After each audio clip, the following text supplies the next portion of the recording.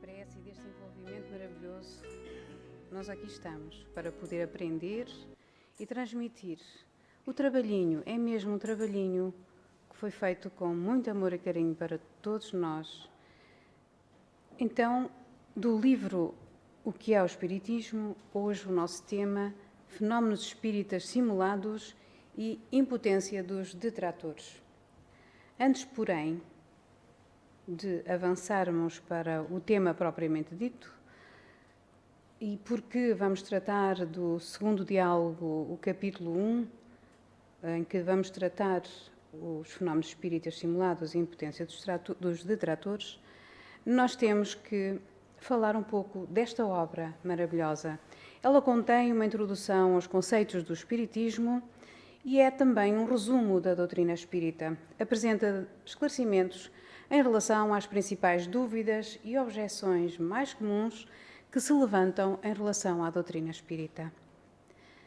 Este livro divide-se em 3 capítulos, sendo o primeiro sob a forma de diálogos com um crítico, um cético e um padre, e encerra respostas às observações mais frequentemente feitas por aqueles que desconhecem os princípios fundamentais desta nossa doutrina e, bem assim, a refutação dos principais argumentos dos seus contraditores. O segundo capítulo expõe partes da ciência prática e experimental, caracterizando-se como um resumo de O Livro dos Médiuns. O Livro dos Médiuns, como todos nós sabemos, faz parte do Pentateuco kardeciano, que são 5, portanto, o Livro dos Espíritos foi editado em 1857, o Livro dos Médiuns em 1861, o Evangelho segundo o Espiritismo em 1864, o Céu e o Inferno em 1865 e a Gênese em 1868. Nós vamos ter que ir decorando e percebendo estes livros, lendo-os, porque são eles que, no fundo, nos vão dar o norte para nós encontrarmos, sem dúvida nenhuma, o caminho para a casa do nosso Pai. Então, íamos dizendo que no 3º capítulo é publicado o resumo do Livro dos Espíritos, com a solução apontada pela doutrina espírita de problemas de ordem psicológica, moral e filosófica. O volume inclui também a biografia de Allan Kardec por Henri Sauce. Este resumo, este livro, O que é o Espiritismo, ele não é útil somente aos participantes da doutrina, aos principiantes da doutrina espírita, queremos dizer, que nele poderão encontrar em pouco tempo as noções essenciais, mas também aos adeptos do Espiritismo, a quem fornece meios de responder às primeiras objeções que não deixarão de lhes fazer e, além disso, porque neles estão reunidos, numa forma reduzida e sob mesmo um rápido olhar, os princípios que todos nós não devemos perder de vista.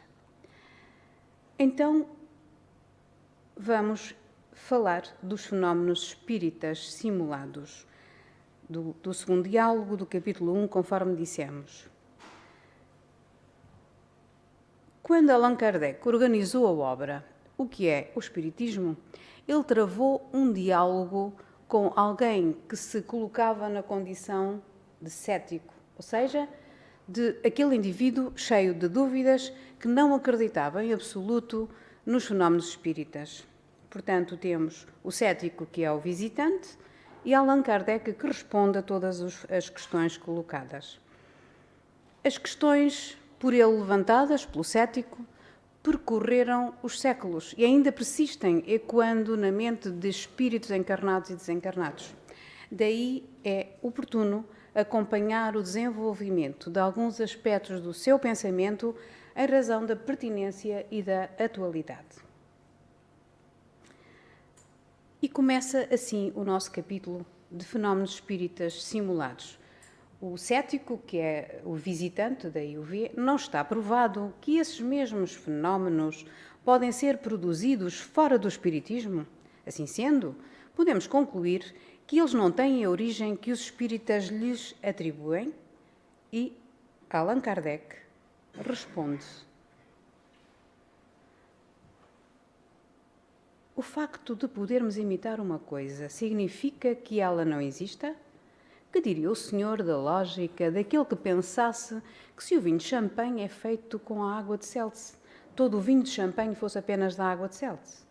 Isto é o privilégio de todas as coisas que apresentam a possibilidade de engendrar falsificações. O nosso interlocutor investe, portanto, nas fraudes dos fenómenos espíritas, tão comuns à época de Kardec como na atualidade. Em resposta à argumentação proposta, Kardec indaga: porque se pode imitar uma coisa, devemos acreditar que ela não exista? Voltamos a repetir. Ou seja, se existem médios embusteiros, significa que todas as manifestações espíritas são falsificações? Acreditaram alguns prestidigitadores, e prestidigitadores significa que são aqueles indivíduos que fazem habilidades por meio dos dedos, os burlões, os feiticeiros. Então, dizia: acreditam alguns prestidigitadores que o nome de espiritismo, por causa da sua popularidade e das controvérsias de que era objeto, podia servir a explorações e, para atrair a multidão, simularam, mais ou menos grosseiramente, alguns fenómenos de mediunidade, como já tinha simulado a clarividência sonambúlica. E todos os zombeteiros os aplaudiram, gritando: eis aqui o que é o espiritismo, pensavam eles, não é? Quando apareceu a engenhosa produção de fantasmas no palco, eles não proclamaram aos quatro ventos que era o seu golpe de misericórdia? Antes de pronunciarem uma sentença tão definitiva, eles deveriam ter refletido que as afirmações de um farsante não são palavras do Evangelho e verificado a identidade real da imitação e da coisa imitada. Ninguém compra um brilhante antes de examinar se é falso. Um estudo um pouco mais sério os convenceria que os fenómenos espíritas se apresentam em condições totalmente diferentes. Eles teriam sabido, além disso, que os espíritos não se ocupam de fazer aparecer fantasmas nem de adivinhações. Somente a hostilidade e uma notável má-fé juntas puderam assemelhar o espiritismo à magia e à bruxaria, já que este repudia sua finalidade, suas práticas, suas fórmulas e suas palavras místicas. Também não se intimidaram em comparar as reuniões espíritas às assembleias do sábado, nas quais se espera o soar da meia-noite para que os fantasmas apareçam. O sábado, como sabemos, é o 7º dia da semana, o dia de descanso, que foi, na altura dos judeus, foi instituído. Então, Kardec conta-nos que um amigo assistia um dia a uma representação de Macbeth, ao lado de um jornalista que ele não conhecia. Quando chegou a cena das feiticeiras, ele ouviu o vizinho dizer: Belo, vamos assistir a uma sessão espírita. É justamente o que eu precisava para o meu próximo artigo. Vou saber agora como as coisas se passam. Se eu encontrasse por aqui algum desses loucos, perguntar-lhe-ia se ele se reconhece no quadro que tem ante os olhos. Macbeth é a representação das bruxas, é uma tragédia do dramaturgo inglês, de William Shakespeare, e que aparece então uma cena das feiticeiras, um pequenino parênteses. E o amigo de Allan Kardec vira-se para o tal jornalista e diz: eu sou um deles, e posso asseverar-vos que nada vejo que se lhe pareça. Tenho assistido a centenas de reuniões espíritas e nelas nada encontrei que se assemelhe a isto. Se é aqui que vindes escolher argumentos para o vosso artigo, assevero-vos que ele não primará pela veracidade. Muitos críticos não têm bases mais sólidas. Sobre quem cairá o ridículo, a não ser sobre aqueles que caminham tão estonteadamente? Quanto ao espiritismo, seu crédito, longe de sofrer com tais ataques, tem crescido pelos reclamos que lhe fazem, chamando para ele a atenção de muita gente que nem sequer pensava nele. Os reclamos provocaram o exame e contribuíram para lhe aumentar o número de adeptos, porque se reconheceu, então, que em vez de brincadeira, espiritismo era coisa séria. E vamos avançar. Muito haveria a dizer sobre este tema, mas vamos avançar agora para a impotência dos detratores. Detrator é aquele que difama, é aquele que é maldicente. Então, o nosso visitante, o cético, questiona. Convenho que, entre os detratores do Espiritismo, há muita gente inconsciente, como esses que acabais de citar.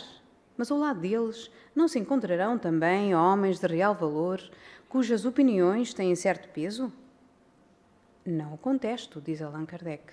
A isso respondo que o Espiritismo também conta em suas fileiras muitos homens de não menos real valor.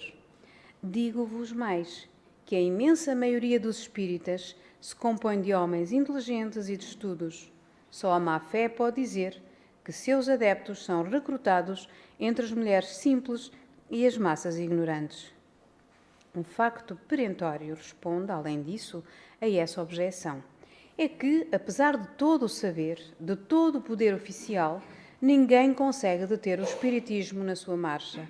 E, entretanto, não há um só dos seus contrários, seja ele o mais obscuro folhetinista, que se não tenha lisonjeado com a ideia de dar-lhe um golpe mortal. Sem querê-lo, todos, sem exceção, concorreram para a sua vulgarização.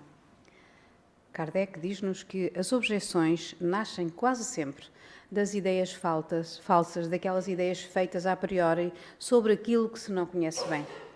E para retificar essas ideias e prevenir as objeções, tal é o fim deste livro que Allan Kardec nos apresentou como resumo.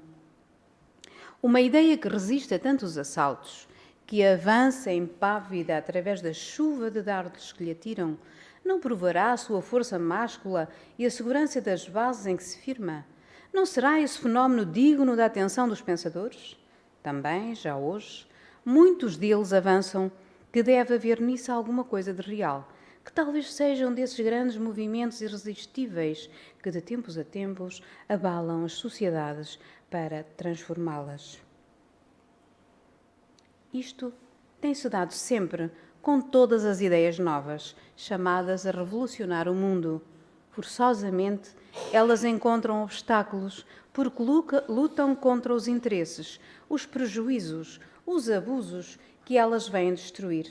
Porém, como estão nos desígnios de Deus, para que se cumpra a lei do progresso da humanidade, chegada a hora, nada as poderá deter. É a prova de serem a expressão da verdade. Essa impotência dos adversários do Espiritismo prova, primeiramente, como já disse, que lhes faltam boas razões, pois que as que lhe opõem não são convincentes. Ela dimana ainda de outra causa, que inutiliza todas as suas combinações. Admiram-se de ver o desenvolvimento dessa doutrina, apesar de tudo que fazem pela conter, e não podem achar um motivo por não o buscarem onde realmente está. Uns creem encontrá-lo no grande poder do diabo, que assim se apresenta mais forte que eles e mesmo mais forte que Deus. Outros, no aumento da alucinação humana. O erro de todos está em crerem que a fonte do Espiritismo é uma só e que se baseia na opinião de um só homem. Daí a ideia de que poderão arruiná-lo refutando essa opinião. Eles procuram na Terra uma coisa que só achariam no espaço. Essa fonte do Espiritismo não se acha num ponto, mas em toda a parte, porque não há lugar em que os espíritos não se possam manifestar. Em todos os países, em todos os palácios, nas choupanas. A verdadeira causa está, pois, na própria natureza do Espiritismo, cuja força não provém de uma só fonte, mas permite a cada qual receber diretamente comunicações dos espíritos e por elas certificar-se da veracidade do facto. Como persuadir a milhões de indivíduos que tudo isso não é mais que comédia, charlatanismo, escamoteação, prestidigitação, quando, sem o concurso de estranhos, são eles próprios que obtêm tais resultados? É possível fazê-los crer que eles se mistifiquem a si mesmos, que a si mesmo procurem enganar, fazendo o papel de charlatões e escamoteadores? Essa universalidade das manifestações dos espíritos que surgem em todos os pontos do globo para desmentir os detratores e confirmar os princípios da doutrina é uma força que não podem explicar aqueles que desconhecem o mundo invisível, assim como os que desconhecem a lei dos fenómenos elétricos, que não compreendem a rapidez com que se transmite um despacho telegráfico. Isto, à altura de Allan Kardec, ainda não tinham os iPads, os telemóveis, tudo. Portanto, isto é Allan Kardec que está dizendo. É de encontro a essa força que todas as negações se vêm quebrar, porque elas se equiparam às asserções de quem pretendesse afirmar, aos que sentem a ação dos raios solares, que o Sol não existe. Fazendo a abstração das qualidades da doutrina, que agrada muito mais que as que se lhe opõem, vede nisso a causa dos insucessos dos que tentam deter-lhe a marcha. Para que triunfassem, era-lhes mister impedir que os espíritos se manifestassem. Eis o motivo porque os espíritas ligam tão pouca importância às manobras dos seus adversários. Eles têm por si a experiência e o peso dos factos. Chegamos ao final deste capítulo também, mas antes gostaríamos de concluir. E, para concluir, nós observamos que o interlocutor incrédulo, o cético, levantou questões que ainda reverberam nos céticos do nosso tempo, ficando para todos nós a grande lição deixada por Allan Kardec, quando assevera que o espiritismo prende-se a todos os ramos da filosofia, da metafísica, da psicologia e moral, sendo um campo imenso que não podemos percorrer em poucas horas. Ou seja, a doutrina dos espíritos exige do espírita estudo profundo e constante para que se possa esclarecer e desmistificar os inúmeros equívocos disseminados por críticos, céticos e religiosos. Allan Kardec ainda, nas obras póstumas, ele diz-nos: o espiritismo não é mais solidário com aqueles que se comprazem em dizer-se espíritas do que a medicina não é com os charlatões que exploram, nem a sã religião com os abusos ou mesmo crimes cometidos em seu nome. Não reconhece por seus adeptos, senão aqueles que colocam em prática os seus ensinos, quer dizer, que trabalham para o seu próprio adiantamento moral, reforçando-se por vencer as suas más inclinações, serem menos egoístas e menos orgulhosos, mais dóceis, mais humildes, mais pacientes, mais benevolentes, mais caridosos para com o próximo, mais moderados em todas as coisas, porque são os sinais característicos do verdadeiro espírita. O objeto desta curta notícia, diz Kardec, não é o de refutar todas as falsas alegações dirigidas contra o espiritismo, nem desenvolvê-lo ou provar-lhe todos os princípios, e ainda menos procurar converter as suas ideias àqueles que professam opiniões contrárias, mas de dizer, em algumas palavras, o que é e o que não é, o que admite e o que o reprova. A cada nova existência, o homem tem mais inteligência e pode melhor distinguir o bem e o mal. Agradecemos ao Pai, agradecemos a Jesus, agradecemos a Allan Kardec e toda a espiritualidade amiga que aqui se encontra junto de nós. E vamos continuar com a nosso passe coletivo. Que Jesus nos abençoe e obrigada pela vossa atenção.